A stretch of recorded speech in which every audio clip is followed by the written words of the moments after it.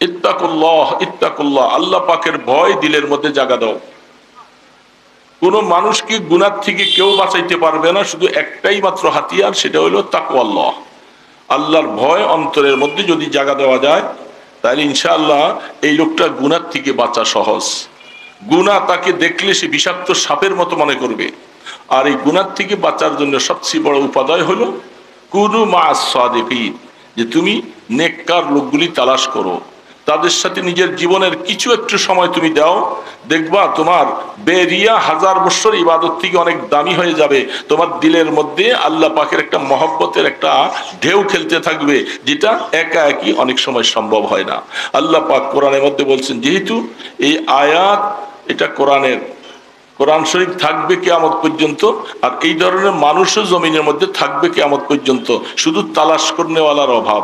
যদি তালাশ করতে পারে তাহলে আল্লাহ পাকের মুখলিস বান্দা এইভাবে যখন আপনার আমার সামনে দিয়ে দিবেন, তাদের পাশে কিছু সময় বসে একটু শ্বাস প্রশ্বাস যদি নেওয়া যায়, এর দ্বারা একজন মানুষ নেককার হয়ে যায়। যতদিন তার কুদরতি মহব্বতের একটা রশি যদি কারো গলার মধ্যে যদি আল্লাহ লাগাইয়ে দেয়, তাকে আর কিছুতে আটকে রাখা যায় না। পাগলের মতো দৌড়ায়, সে নফল পড়ে, জিকির করে, আওয়াবিন পড়ে, চাস্ত পড়ে, তাহাজ্জুদ পড়ে, সে আল্লাহকে ছাড়া আর কিছু বুঝে না, সে সবসময় আল্লাহকেই বুঝে। এই জন্য আল্লাহর আরিফ বলতেছে, যখন কুদরতি লেগাম কারো গলার মধ্যে লাগবে, তাহলে তার জীবনের জন্য সব কিছু সমাধান হয়ে যাবে। যিনি এখনো ইমানের উপরে হায়াত দিয়েছেন, আপনাদের মতো এই নেককার মানুষগুলার সামনে আমাকে হাজির করাইয়া সালাম দেওয়ার তৌফিক দান করলেন, এজন্য আমি শুকর জানাই আলহামদুলিল্লাহ। অনেক দিন পরে আপনাদের এলাকায় আসা দেখা, শারীরিক খুবই অসুস্থ, আজকে অনেক দিন থেকে অসুস্থ অবস্থায় আছি। যদি জায়গায় থাইকা বলতাম যে আমি অসুস্থ, আসতে পারতেছি না, তাইলে বলতো যে কথাটা মিথ্যা, হয়তো অন্য কোনখানে দাওয়াত রেখা চলে গেছেন, আসেন। এই জন্য মিথ্যার আশ্রয় তো নেওয়া মুসলমানের জন্য, ইমানদারের জন্য নাজায়েজ। মিথ্যা কথা বলা কবিরা গুনাহ, মুনাফিকদের বৈশিষ্ট্য। এই জন্য চেষ্টা করি যেন জীবনে কোনোদিন মিথ্যা কথা জবানে যেন না আসে। এই জন্য অনেক কষ্ট করে হলেও রওনা দিয়ে আসছি। 2-4টা কথা বলে আপনাদের কাছ থেকে একটু দোয়া নেওয়ার আবদার পেশ করব। বিভিন্ন সমস্যায় জর্জরিত হয়ে আছি। আপনারা এখানে যারা বসছেন, আমাদের এখানে সকলেই নেককার দিনদার মানুষ। কি বলেন, সকলেই নেককার দিনদার না? সন্দেহ হয়? আমি তো মনে করি যে সকলে ভালো মানুষ, নেককার মানুষ। এর মধ্যে শুধু খারাপ হলে আমি হলাম, আমি অপরাধী, আর বাকি সকলেই ভালো মানুষ, নেককার মানুষ। আল্লাহ পাক এই নেককারদের কথা কোরআনে বলছে, যারা নেককারের সোহবত গ্রহণ করতে পারে, ভালো মানুষ নেককারের সাথে নিজের হায়াতের কিছু সময় অতিবাহিত করতে পারে, এরা কিয়ামতের ময়দানে আল্লাহ পাকের জান্নাতের বাসিন্দা হয়ে যাবে এবং তাদের সাথে এর হাসর নসিব হবে। দেখেন, সূরা কাহফের মধ্যে কয়েকজন যুবক, তারা আল্লাহ পাক যখন কাউকে হেদায়েত দেয়, আল্লাহর দিকে তার মনটা যখন ফিরিয়ে দেয়, যত শক্তি হোক না কেন, কোনো শক্তি তাদেরকে আটকে রাখতে পারে না। কি বলেন, ঠিক না? সূরা কাহফের মধ্যেই কয়েকটা লোকের কথা আল্লাহ পাক বিশাল একটা সূরা নাযিল করেছেন। মূর্তি পূজা ভালো লাগে না, দেবদেবীর পূজা তাদের কাছে ভালো লাগে না, অথচ সেই দেশের তারা অনেক উচ্চ বংশের ছেলে, এরাও পূজার তাদের মণ্ডপে সেখানে গিয়েছে। মনের ভিতরে এই কথাটা চলে আসলো যে এরা যাদের পূজা করতেছে, আসলে এ তো খোদা হতে পারে না, রব হতে পারে না। রব তো আসমান জমিন যিনি বানাইছেন তিনি রব। এই অবস্থা করতে করতে একটা গাছের নিচে একজন তার মনে আসলো সে সেখানে যেয়ে বসে আছে, কতক্ষণ পর আবার আরেকজন যাইয়া সেও সেখানে বসছে, এর কিছুক্ষণ পরে আরেকজন যাইয়া বসছে। আমি ভূমিকা হিসাবে দুইটা কথা বলবো, খুব সামান্য সময়। 3 জন 4 জন 5 জন সেখানে যেয়ে বসছে, কারোর সাথে কারো কথা নাই, কেন এখানে আসলাম?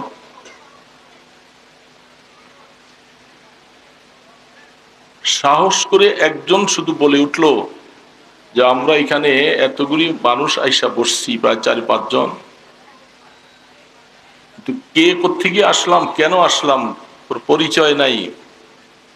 একজন সাহস করে বলছে যে ভাই আসলে আসছি কি জন্য, তুমি কারো কাছে আমার কথাটা প্রকাশ করো না, আমার মনে আসছে যে এই যে আমাদের দেশবাসী এই পূজা করে, এদের কোনো ভীতি নাই, এদের কোনো অস্তিত্ব নাই, এরা খামাখা এই সমস্ত সময়টা নষ্ট করে। এই জন্য মনের মধ্যে এই কথাটা জাগছে যে আসলে যিনি আসমান জমিন বানাইলেন সেই স্রষ্টাকে তালাশ করতে হবে, তাকে খুঁজে বের করতে হবে। এটা মনের মধ্যে আসছে বিধায় আমি তাদের পূজার থেকে চলে আসছি। এই একজনে বলার সাহস করে যখন বলছে, বাকি সকলেই বলে যে আমরাও তো এই উদ্দেশ্যে আসছি। সংখ্যার কথাটা কোরআন বলে নাই, 2 জন 3 জন 4 জন 5 জন, কিন্তু সংখ্যা কতজন কোরআন এটাকে নির্দিষ্ট করে নাই। সকলের সিদ্ধান্ত হলো আমরা আর আমাদের এলাকায় ফিরে যাব না, আমরা এক আল্লাহর ইবাদত করব। তাফসীরে হাক্কানির মধ্যে লিখেছেন, ইবনে কাসির ওয়ালা লিখেছেন, ইমাম কর্তুবী রহমতুল্লাহ আলাইহি লিখেছেন, বিভিন্ন তাফসীরের বরাতগুলি দেওয়া, এই ছেলেগুলি দিলের মধ্যে আল্লাহ পাকের একত্ববাদের একটা নূরের ছাটা তাদের দিলের মধ্যে আল্লাহ ঢুকাই দিছে। এরা একটা ইবাদত করার জন্য একটা ঘর বানাইছে। ঈসা আলাইহিস সালাতু ওয়াস সালামের জমানার কিছু অংশ তারা পাইছে। তারা যখন সেখানে ওই তাওহীদের ইবাদত যখন শুরু করলো, তখন এই কথাগুলি ওই জমানার বাদশাহ তার কানে খবরটা পৌঁছাই দিছে যে আপনার দেশের বড় বড় সম্ভ্রান্ত কিছু ছেলে পেলে তারা আপনাদের ধর্ম থেকে বের হইয়া তারা এইভাবে ভিন্ন একটা মতাবলম্বী সৃষ্টি হয়েছে। বাদশাহ তাদেরকে খবর দিয়ে নিছে, নেওয়ার পরে তাদের উপরে যুবক ছেলে দেখে তাদের উপরে বেশি কড়াকড়ি করে নাই, তোমরা তোমাদের এই মতকে ছেড়ে দাও, নতুবা তোমাদেরকে পাশিঘাটে ঝুলাইয়া মারা হবে। আল্লাহু আকবার। আল্লাহ পাক যখন কোনো যুবকের, কোনো ইমানদারের দিলের মধ্যে আল্লাহর একত্ববাদ যখন ঢুকাইয়ে দেয়, সে হক কথা বলতে, কাউকে কিছু বলতে দ্বিধাবোধ করে না, নির্ভীকভাবে সে স্পষ্ট জালেমের সামনেও কথা বলে দেয়।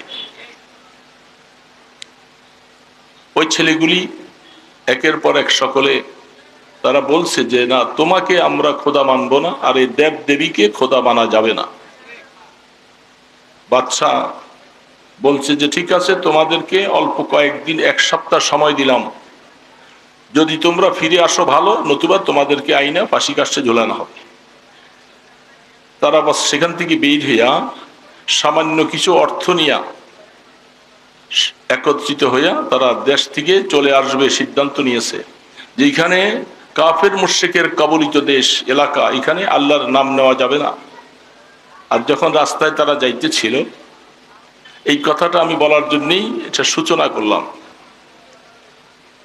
তাদের পাশে একটা কুকুর, যেখানে আমাদের এই নবীর মাযহাবে, এই দ্বীনের মধ্যে কোনো মানুষ বাগান পাহারা দেওয়ার জন্য অথবা তাদের কোনো পশু পাখিগুলোকে পাহারা দেওয়ার জন্য যদি কুকুর পালে, তাহলে পালা জায়েজ। এছাড়া অন্য কোনো উদ্দেশ্যে কুকুর পাললে দৈনিক 1 কিরাত করে সওয়াব তার আমলনামা থেকে কাটন হয়। তো তারা, তাদের পাশে একটা কুকুর, সেই কুকুরটাও আসতেছে, অনেকবার তাকে বিতাড়িত করার জন্য ইট পাটকেল মারছে, কিন্তু কুকুরটা যায় না, আবার ফিরে আসে। আল্লাহ পাক কোরআনের মধ্যে ঘটনাটা উল্লেখ করে কি বুঝাইতে চাচ্ছেন? এই যুবকগুলি তারা সেখানে সকালবেলা বাইর হয়েছে, সন্ধ্যার একটু আগ দিয়ে যায় তারা ওই গুহাটার মধ্যে বিশ্রাম করার জন্য সবাই আশ্রয় নিয়ে বসেছে। কুকুরটা ওই পর্যন্ত গুহার মুখ পর্যন্ত আইসা কুকুরটাও তাদের সাথে ওইখানে অপেক্ষা করতেছে, শুয়ে আছে। আল্লাহু আকবার। আল্লাহ, তোমার কোরআন তো দেখলে কিচ্ছা নয়, এটা নসিহত। তারা সেখানে বসে থাকতে থাকতে ক্লান্তি ভাব লাগলো, মাটির মধ্যে সকলে গড়াগড়ি করতেছে। এই গড়াগড়ি করতেছে এই অবস্থার মধ্যে কোরআন বলতেছে, লাবিত তালাতা আলাইহিম লাওয়াল্লাইতা মিনহুম ফিরারা ওয়ালা মুলিতা মিনহুম রুবা। হে আমার বন্ধু, আমার নবী, হে আমার রসুল, তাদেরকে যদি আপনি দেখতে যান, তাদের মধ্যে আল্লাহ পাকের তরফ থেকে এমন একটা ভয় ভীতি দিয়েছেন, এদেরকে দেখে পিছপাও হয়ে সকলে ফিরে চলে যাবে, তাদের কাছে যাওয়ার শক্তি কারো নাই। তারা সেখানে এমন অবস্থায় আল্লাহ তাদেরকে রাখলেন, চক্ষুগুলি খোলা, একদিক থেকে আরেক দিকে কাটতে হয়, মাটিও যেন খেয়ে না ফেলে। তারা এই অবস্থায় আছে। এই অবস্থায় থাকলো তারা, হঠাৎ করে তাদের ঘুম ভাঙলো। ঘুম ভাঙার পরে একজন আরেকজনকে জিজ্ঞাসা করে যে আমরা এখানে শুইলাম যে কোন সময়? কোরআন বলতেছে যে আমরা সকালবেলায় আসছি, এখন বিকাল হয়ে গেছে, একদিন অথবা একদিন থেকে কম, এই সময়ের ভিতরে আমরা এখানে সকলে শুইছি। আল্লাহ পাক বলে, কতদিন শুইছো তোমাদেরকে আমি বুঝাই দেই। কোরআন বলতেছে 309 বৎসর। সুবহানাল্লাহ। তারা এখানে শুইছে যে কত বছর? কোরআন শরীফের আয়াত 309 বৎসর। আল্লাহু আকবার। 309 বৎসর পর্যন্ত, কুকুরটাও 309 বৎসর পর্যন্ত। এটা বুঝার বিষয়। একটা কুকুর ইট পাটকেল খাইছে, কত কিছু খাইছে, কিন্তু কুকুরটা যায় না, তাদের এখানে শুয়ে আছে। কোনো মানুষ তাদের এখানে আসতেও পারে না। আর সেই গুহাটাকে আল্লাহ পাক এমন ভাবে করে রাখছেন, তাদের উপরে রৌদ্রের তাপও লাগে না। 309 বৎসর পরে এদের মধ্যে ক্ষুধার ভাব হলো। সুবহানাল্লাহি ওয়া বিহামদিহি। 309 বৎসর পর্যন্ত ক্ষুধা লাগে নাই। আল্লাহ তাদেরকে এখানে শোয়া রাখছেন, মাটিতে খায় নাই। 309 বৎসর পরে তাদেরকে ঘুম থেকে জাগ্রত করছেন। এখান থেকে উঠে একজনকে বাজারে পাঠাইছে, বাজারে যাও, কিছু খাবার নিয়ে আসো। তারা যেই জামানায় এখানে এসে ঢুকছে, ওই জামানার বাদশাটা জালেম ছিল, মূর্তি পূজারী ছিল। আর তারা যেই সময় ঘুম থেকে জাগ্রত হয়েছে, ওই সময় এখানের বাদশা দিনদার মুসলমান বাদশা ছিল, বাইজুদিস বলে তার নাম। আহা, সদাই কিনছে। এই জন্য কোরআনের আয়াতের দ্বারা বোঝা যায়, যারা আমাদের মুসলমানেরা দেশের বাহিরে যদি কোথাও যারা সফর করতে যায়, যেখানে ম্যাক্সিমাম খানাগুলি হারাম, গায়রুল্লাহর নামে জবাই হয়, ওইখানে এই সমস্ত খাবার যাচাই বাছাই করা ছাড়া খাওয়া জায়েজ নেই। আমাদের দেশে অনেক গার্মেন্টসের ফ্যাক্টরিয়া মালিকরা চীন, জাপান, ব্রিটেন বিভিন্ন রাষ্ট্রে তারা সফর করে, সেখানে খাবার খাইতে বড় সাবধানতা খাইতে হবে, হারাম খাওয়া যাবে না। এই জন্য আল্লাহ পাক তাদেরকে নসিহত করে বলছেন, বাজারে যাইবা খুব খেয়াল করে সচেতনতার সাথে তোমরা খরিদ করবা, যেন কোনো হারাম জিনিস না আসে। আর সেই পয়সাটা তার হাতে দেওয়ার পরে তাদের দিকে একবার চায়, টাকাটার দিকে একবার চায়, বলতে আপনি টাকাটা পাইলেন কোথায়? বলে এটা কেন, এটা আমরা এই যে গতকাল আমার কাছে ছিল, আমি নিয়ে আসছি টাকা। সকলে এক দোকানদার আরেক দোকানদারকে ডেকে ডেকে ডেকে বললেন যে আসো, এদিকে আসো। আমরা যে শুনছি আজ থেকে শত শত বৎসর আগে আমাদের দেশ থেকে কিছু যুবক ছেলেরা আল্লাহকে পাওয়ার উদ্দেশ্যে তারা এই সমস্ত মূর্তি পূজা ছেড়ে পালিয়ে গেছে, তাদের কোনো হদিস নাই, খবর পাওয়া যায় না। আমার মনে হয় এই মানুষগুলি তারাই হবে, তারা আল্লাহকে পাওয়ার উদ্দেশ্যে বেরিয়েছে। মনে রাখার কথা, যদি কোনো মানুষ আল্লাহকে পাওয়ার উদ্দেশ্যে যদি মেহনত শুরু করে, আল্লাহ সুবহানাহু ওয়া তাআলা নিজের উপরে লাজেম করে নেয়, আল্লাহ তার জন্য রাস্তা খুলে দেন। সহি নিয়ত হতে হবে যে আমি আল্লাহকে পাওয়ার জন্য বেরিয়েছি, আমার জীবনের এই মিশন আল্লাহকে পাওয়ার জন্য, আল্লাহ পাকের সন্তুষ্টি পাওয়ার জন্য। আল্লাহু আকবার। কবি বলতেছে, আল্লামা রুমি বলে, রিশতায়ে মা গর্দানম আফগান্দা দোস্ত, রিশতায়ে মা গর্দানম আফগান্দা দোস্ত, মি বুরাদ হর জাকে খাতির খায়েওস। তৃষ্ণেগা গর আবে জোয়দ দর জাহাঁ, আবে দর জোয়দ বালম তৃষ্ণেগা। আল্লামা জালালউদ্দিন রুমি রহমতুল্লাহ আলী বলে, আল্লাহ পাকের কাছে দুনিয়ার মধ্যে দেখেন কোন জানোয়ার, গরু, ছাগল, ওট, ঘোড়া, যা কিছু হোক, এদের গলার মধ্যে যদি একটা রশি লাগাইয়া যেদিকে টান দেয় সেদিকে যায়, যায় কি যায় না? তার এখতিয়ার থাকে না, তখন রশি যার হাতে তার এখতিয়ারে সেদিকে সে যায়। ঠিক আল্লাহ সুবহানাহু ওয়া তাআলা দুনিয়ার তার এই বান্দা বান্দীদের মধ্যে আল্লাহ পাক যাকে ভালোবাসেন, আল্লাহ পাক তার দিকে যাকে নিতে চান, আল্লাহ কুদরতি একটা রশি ওই গোলাম, ওই বান্দার গলার মধ্যে লাগাই দেয়। যখন কুদরতি রশিটা দিয়ে আল্লাহ যখন তাকে টান দেয়, তখন বান্দা কেউ তাকে আটকাই রাখতে পারে না, সে আল্লাহর দিকে দৌড়াইতে থাকে। রিশতায়ে মা গর্দানম আফগান্দা দোস্ত, মে বুরাদ হর জাকে খাতির খায়েওস। যেদিকে টান দেয় সেদিকে যায়। ওই যুবক ছেলেগুলি ছিল মূর্তি পূজারীর ঘরে, অগ্নি পূজারীর ঘরে, কিন্তু ওই যুবক ছেলেগুলোর মধ্যে আল্লাহ পাক কুদরতি একটা লেগাম লাগাইছে। কুদরতি লেগাম লাগাই দিয়া যখন টানতেছে, এরা এই সব কিছু ছেড়ে দিয়া যেখানে চলে গেছে, তাদের জন্য আল্লাহ কি অলৌকিক ঘটনা দেখাই দিলেন, যারা সারা পৃথিবীর মানুষের চক্ষুর মধ্যে আঙ্গুল দিয়া দেখাইছেন। 309 বছর পর্যন্ত একটা মানুষ এইভাবে মাটিতে থাকতে পারে না, তাকে মাটি খেয়ে ফেলার কথা। একটা লোহা পর্যন্ত মাটির মধ্যে পড়ে থাকলে কিছুদিন পরে লোহাটা খেয়ে ফেলে, কিন্তু এই মানুষগুলাকে মাটি খাইল না। এবং তারা যেহেতু আল্লাহ পাককে পাওয়ার উদ্দেশ্যে, হক তালাশ করার উদ্দেশ্যে বাতিল থেকে তারা ফিরে আইসা যখন সামনে যাচ্ছে, আল্লাহ পাক, আল্লামা রুমি বলে, আল্লাহ কুদরতি রশিটা গলায় লাগাইয়া দিছে, যার কারণে কেউ তাদেরকে আটকে রাখতে পারে নাই। সেখানে আইসা আল্লাহু আকবার। বাবা, দুনিয়ার মানুষ যখন পিপাসিত হয়, পিপাসায় যখন কাতর হয়, গাড়িতে চলুক, বাড়িতে থাকুক, পানির পিপাসা লাগলে সে পানি তালাশ করে, টিউবওয়েলের কাছে যায়, পুষ্করিণীতে যায়, দোকানে যায় পানি পাওয়ার চেষ্টা করে। এটা হলো পিপাসাওয়ালার ধর্ম, সে পানি তালাশ করে। আল্লামা রুমি বলে তার ব্যতিক্রমও একটা আছে, অনেক সময় পানিও পিপাসিত ব্যক্তিকে তালাশ করে। কি বলছি বুঝতেছেন কথাটা? পিপাসিত ব্যক্তি পানি তালাশ করে, কিন্তু পানিও অনেক সময় পিপাসিত ব্যক্তিকে তালাশ করে। সেটার সুরত কি?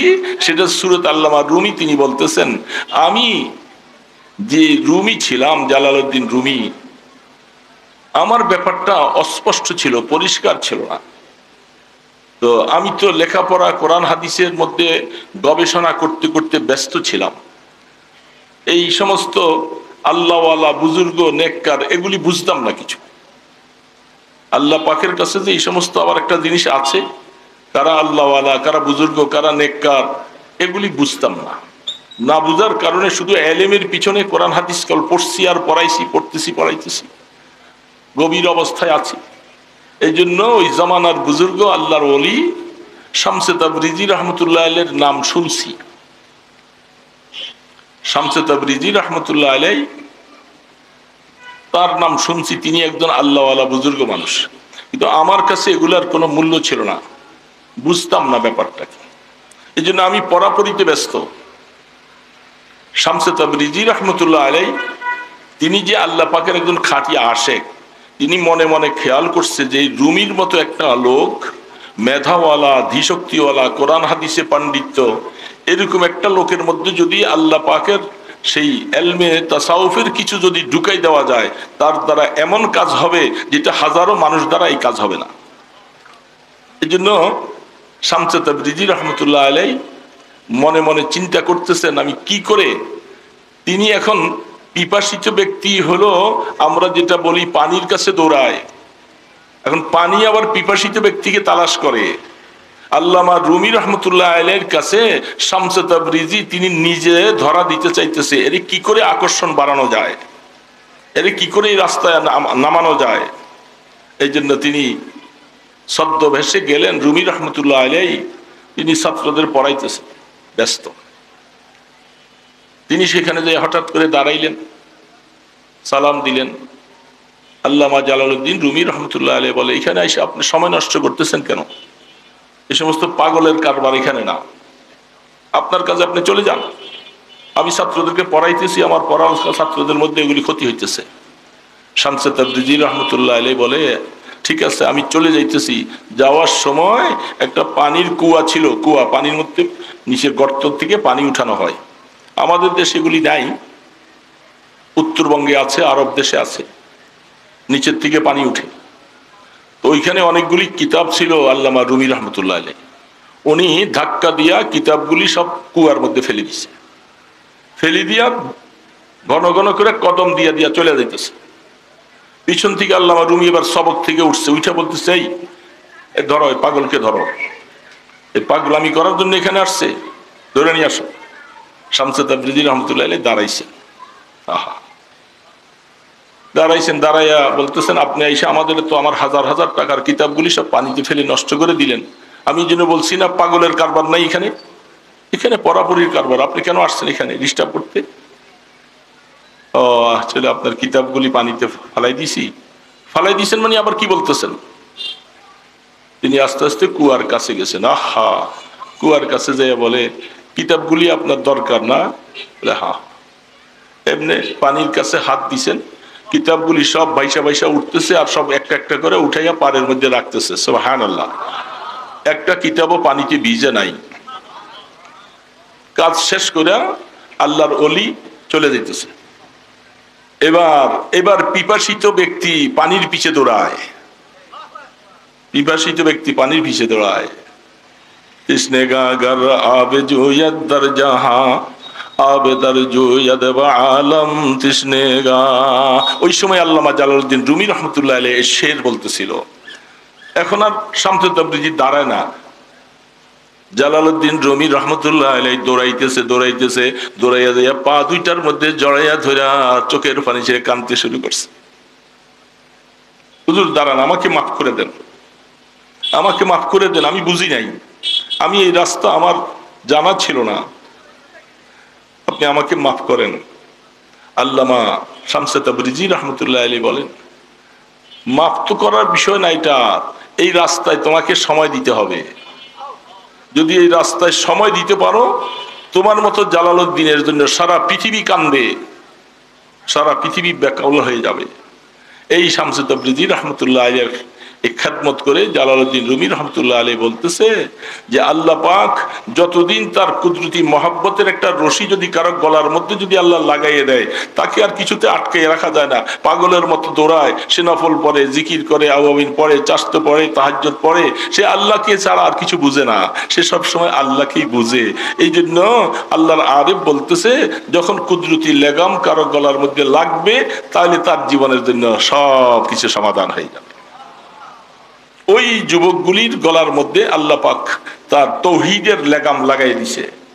এই জন্য ছেলেগুলি 309 বছর পর্যন্ত মাটিতে পড়ে আছে, মাটি খায় না। কি আজীব অবস্থা! লাবিত তালাতা আলাইহিম লাওয়াল্লাইতা মিনহুম লাবিত তালাতা আলাইহিম লাবিত তালাতা মিনহুম ফিরারা ওয়ালা মুলিতা মিনহুম রুবা। আল্লাহু আকবার। হযরতে আব্দুল্লাহ ইবনে আব্বাস রাদিয়াল্লাহু তাআলা আনহু বলেন, আমি হযরত ইমামে মুআবিয়া রাদিয়াল্লাহু তাআলা আনহুর সাথে এক যুদ্ধের মধ্যে গিয়েছিলাম। ওই গুহার পাশাপাশি এলাকায় আমরা যুদ্ধ করতেছিলাম।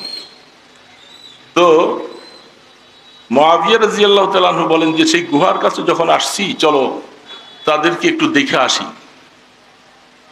তখন হযরত ইবনে আব্বাস রাদিয়াল্লাহু তাআলা বললেন, আপনার থেকে বহুত দামি যিনি, সারা পৃথিবীর মানুষের নবী যিনি, তাকে পর্যন্ত আল্লাহ পাক বলছেন লাবিত তালাতা আলাইহিম, তাকে মুখাতাব করে বলছেন, ওগো আমার বন্ধু, আপনিও যদি তাদেরকে দেখতে যান আপনি দেখতে পারবেন না।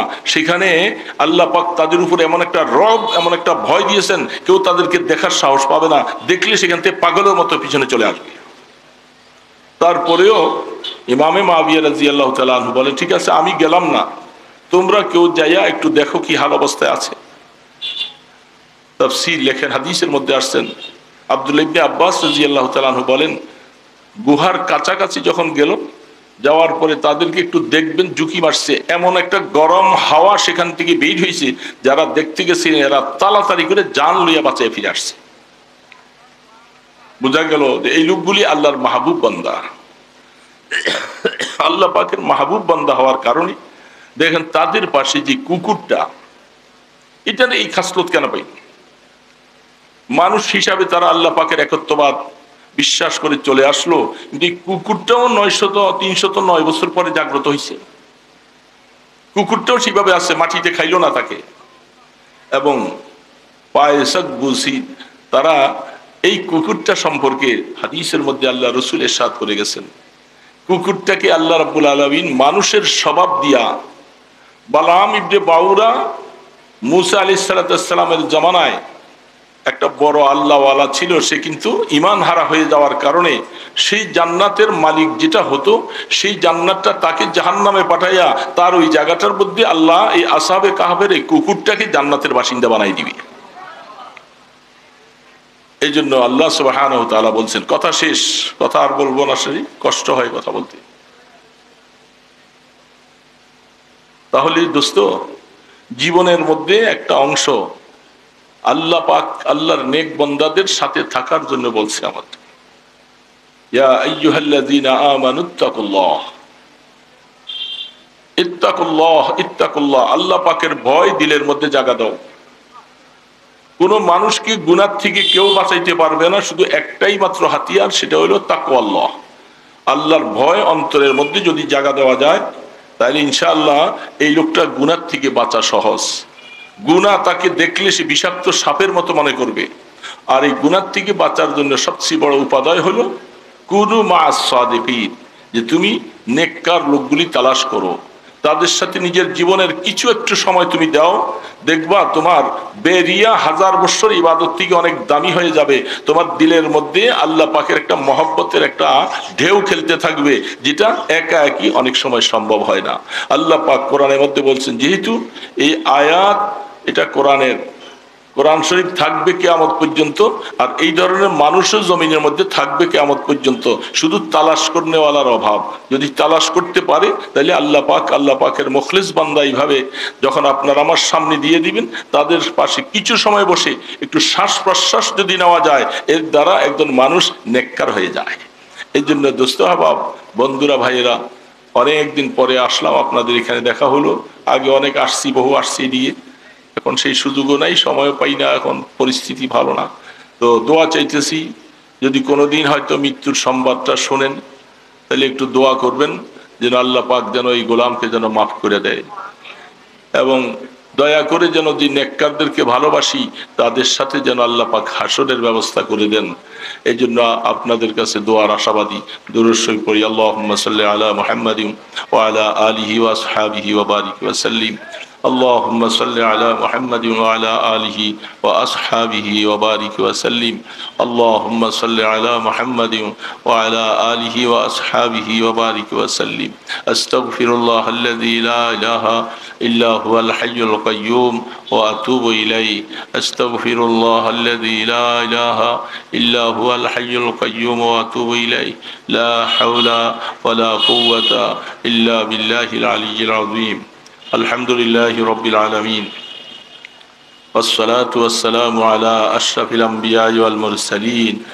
ربنا ظلمنا أنفسنا وإن لم تغفر لنا وترحمنا لنكونن من الخاسرين. ربنا فاغفر لنا ذنوبنا وكفر عنا سيئاتنا وتوفنا مع الأبرار. আয় আল্লাহ, দুরুদ ও সালামের হাদিয়া দয়া করে মেহেরবানি করে সোনার মদিনায় পৌঁছায়া দাও। আল্লাহ নবীজির আলো আহাল খোলাফায়ে রাশিদিন, শুহাদায়ে জাম, সমস্তদের আরওয়াহ মুবারকে হাদিয়াটুকুন পৌঁছাইয়া দাও আল্লাহ। আল্লাহ, আমাদের মা বাবা, দাদা দাদি, নানা নানি, আত্মীয় স্বজন যারা যেখানে কবরস্থ, সকলের কবরের সওয়াবগুলি পৌঁছাইয়া দাও আল্লাহ। আল্লাহ, আব্বা আম্মার জীবনের গুনাহগুলি মাফ করে দাও। আব্বা আম্মার কবরকে রহমতের কবর বানাইয়া দাও আল্লাহ। আল্লাহ, আমাদের জীবনের সমস্ত গুনাহগুলি মাফ করে দাও আল্লাহ। গুনাহগার বানাইয়া কবরের ডাক দিও না আল্লাহ।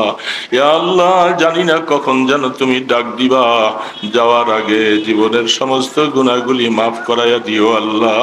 আল্লাহ, কিয়ামতের ময়দানে আমলনামা ডান হাতে দিও গো আল্লাহ। ইয়া আল্লাহ, হিসাবের কড়াকড়ি করো না আল্লাহ। আল্লাহ, মাথার উপরে সূর্যের তাপ হবে, ওই দিন তোমার আরশে আজিমের নিচে একটু জায়গা দিও আল্লাহ। ইয়া আল্লাহ, এই মাদ্রাসা কবুল করে নাও, মাদ্রাসার ছাত্র উস্তাদ সবাইকে কবুল করো আল্লাহ। যারা মাদ্রাসাকে ভালোবাসে সবাইকে কবুল করে নাও আল্লাহ। ইয়া আল্লাহ, মাদ্রাসার যত জরুরিয়াত আছে গায়বী খাজানার থেকে পুরা করে দাও আল্লাহ। ইয়া আল্লাহ, আত্রাফের সমস্ত মুসলমানদের মধ্যে দ্বীনি ফেজা কায়েম করে দাও আল্লাহ। ইয়া আল্লাহ, আমরা নেককার হতে পারি নাই, নেককারদেরকে ভালোবাসি, এই উসিলায় নেককারদের সাথে হাসর ব্যবস্থা করে দিও আল্লাহ। ইয়া আল্লাহ, রাস্তায় ঘাটে বেইজ্জতি করে মওত দিও না, সিগাল কুকুরের মতো মওত দিও না আল্লাহ। জানাজা হারা করে মওত দিও না, হুশু জ্ঞানের সাথে কলেমা পড়াইয়া আল্লাহ আপনি কবরের ডাক দিয়েন আল্লাহ। ইয়া আল্লাহ, আপনার হাবিবের তোফাইলে, আপনার ইসমে আজমের উসিলায় আমাদের দোয়াগুলি কবুল করে লাও। সাল্লাল্লাহু তাআলা আলা খায়রি খালকিহি মুহাম্মাদিন ওয়া আলা আলিহি ওয়া আসহাবিহি আজমাইন বিরহমাতিকা ইয়া আরহামার রাহিমিন। আসসালামু আলাইকুম। ক্ষমা দৃষ্টিতে দেখবেন আপনার